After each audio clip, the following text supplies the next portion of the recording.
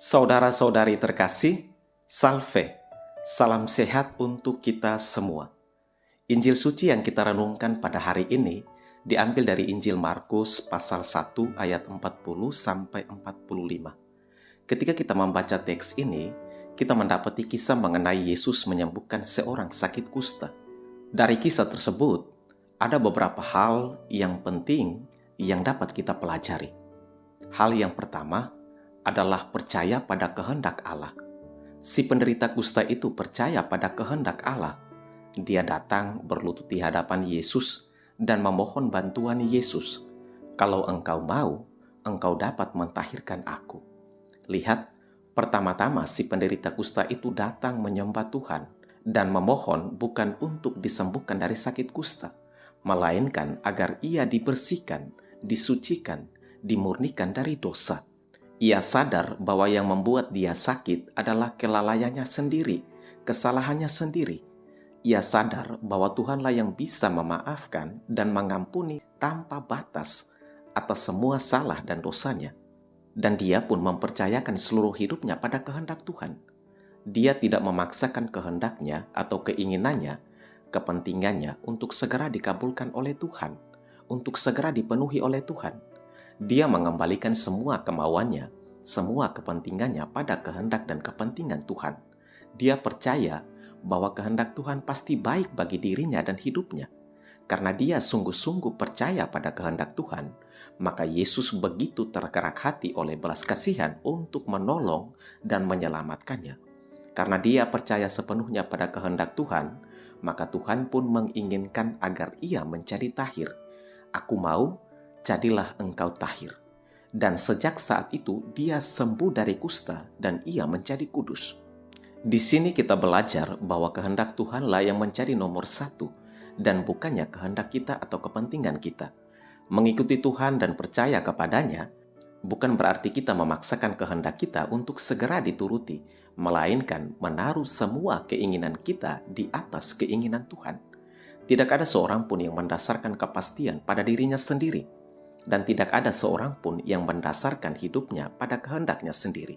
Kita semua mendasarkan kepastian pada Tuhan dan mendasarkan hidup pada kehendak Tuhan. Terkadang Tuhan bawa manusia pada situasi terbatas, gelisah dan tak berdaya, dan disitulah iman bertumbuh. Disitulah keselamatan datang. Disitulah Tuhan datang sebagai penolong. Disitulah Tuhan datang sebagai penyelamat. Iman mesti sampai pada kepercayaan terhadap seseorang yang kita imani. Orang beriman mesti punya waktu untuk menyembah Tuhan dan berani untuk menyerahkan diri pada kehendak Tuhan. Orang beriman mesti menyadari bahwa Tuhanlah yang mengendalikan segala gerak hidupnya. Memang kehendak Tuhan seringkali tidak gampang untuk kita pahami dan untuk kita mengerti. Namun percayalah bahwa kehendak Tuhan tidak akan pernah membinasakan kita, melainkan justru mendatangkan kebaikan dalam hidup kita dan menyelamatkan kita. Jadi, belajarlah untuk tidak takut menyerahkan hidup pada kehendak Tuhan. Saudara-saudari terkasih, hal kedua yang kita pelajari adalah persembahan diri kepada Allah sebagai syukur atas kehendak Allah. Ketika kita membaca teks tersebut, kita mendapati bahwa Yesus menyuruh orang itu pergi dengan peringatan keras.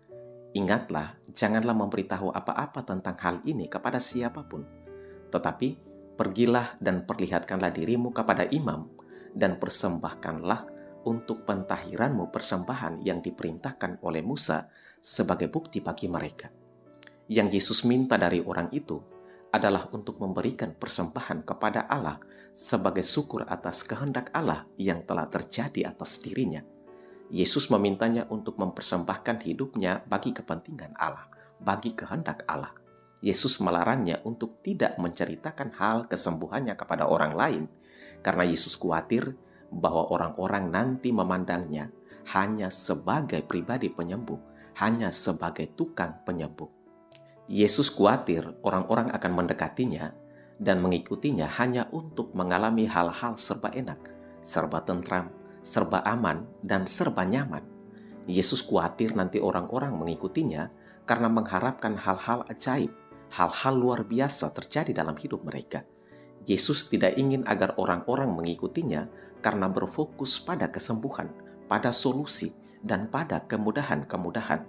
Yesus tidak ingin kehadirannya hanya sekadar untuk menjanjikan kesembuhan, kemakmuran, solusi, dan kemudahan-kemudahan.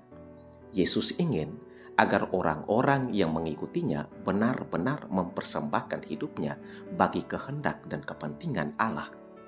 Terkadang kita berpikir bahwa mengikuti Tuhan berarti otomatis hidup kita serba enak, serba sehat, serba makmur, serba aman dan nyaman.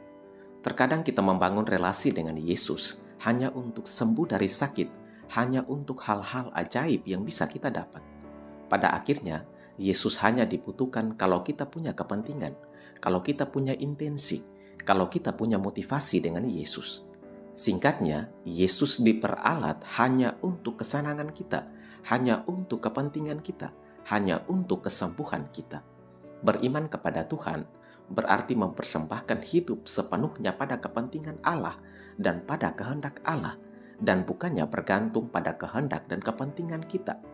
Allah memang tidak pernah tutup mata terhadap kebutuhan atau keinginan kita, tapi bukan berarti kita memaksa Allah untuk segera mengabulkan kepentingan atau kehendak kita. Kita mesti menyadari bahwa beriman kepada Tuhan bukan berarti kita akan selalu sehat atau tidak pernah sakit. Beriman kepada Tuhan pasti juga mengalami sakit. Iman bukan sebagai jimat untuk mengubah-ubah keadaan sulit menjadi tidak sulit, atau keadaan sulit menjadi gampang.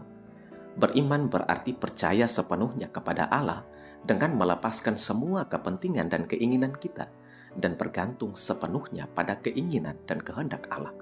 Beriman berarti menerima segala keadaan dan bersyukur atas kehendak Allah. Semoga kita mampu mempersembahkan diri sepenuhnya kepada Allah dan bersyukur atas segala hal yang terjadi dalam hidup kita, bahwa itu semua atas campur tangan kehendak Allah. Tuhan memberkati kita semua.